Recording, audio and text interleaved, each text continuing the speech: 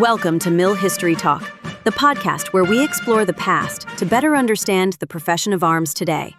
We dive into the campaigns, conflicts, issues, and commanders that have shaped military thinking across centuries, and why it all still matters. Whether you're an officer in training, a seasoned professional, a student of strategy, or simply curious about how history informs modern warfare, this space is for you. Our mission is simple: to foster insight, reflection, and critical thinking primarily through the lens of military history. Before we begin, a quick note. The views expressed in this podcast are of the podcast writers, hosts, and guests, and do not necessarily reflect the official policy or position of any government agency or organization. So, whether you're listening in a barracks, a lecture hall, at the gym, or in your car on the way to work, welcome. We're glad you're here. Welcome back to Mill History Talk.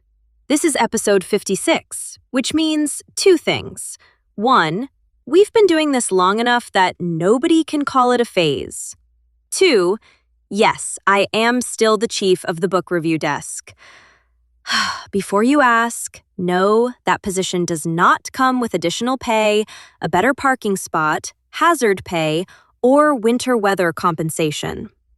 And today's episode is extremely on theme because it is cold, miserable, and nobody got enough credit for what they endured, which makes it the perfect day to talk about the Korean War. Let me start with a question that always makes people shift in their chairs. What if the Korean War wasn't forgotten? What if it was just inconvenient? No victory parade, no clean moral arc, no cinematic ending where everyone agrees what it all meant. It starts with confidence, freezes everyone solid, kills a lot of people, and ends almost exactly where it began.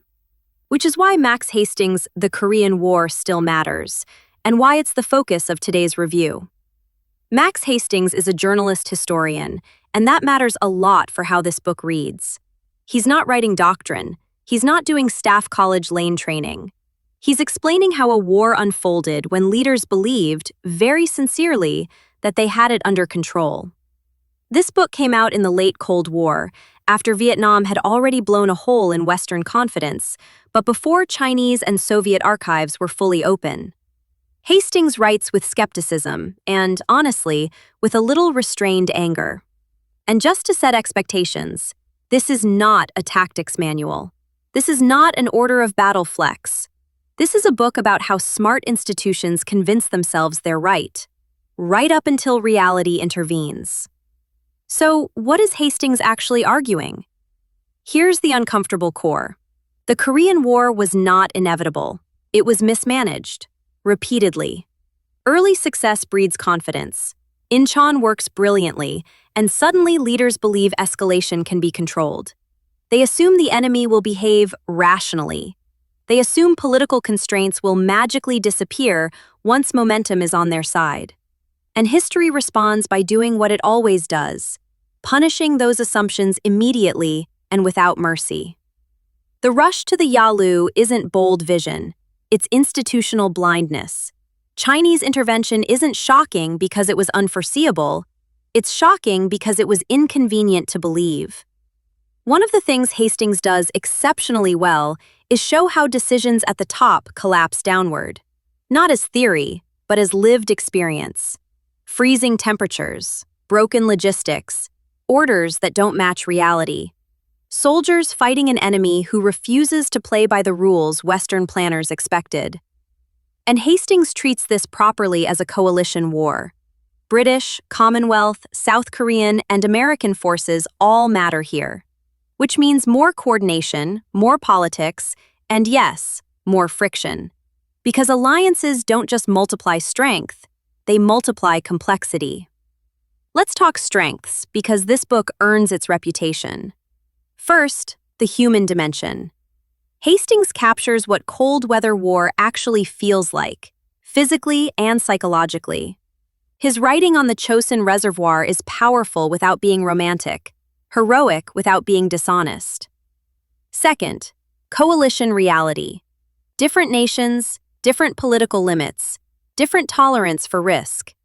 If you've ever worked multinational operations, you're going to wince in recognition. Third, and yes, we're going there, hubris. Douglas MacArthur does not get a free pass. Hastings treats overconfidence as a systemic failure, not a charming personality flaw. Smart people, bad assumptions, predictable outcomes. Now, limitations. Because even good books have boundaries. If you want deep operational or doctrinal analysis, how tactics evolved, how command systems adapted, this isn't that book.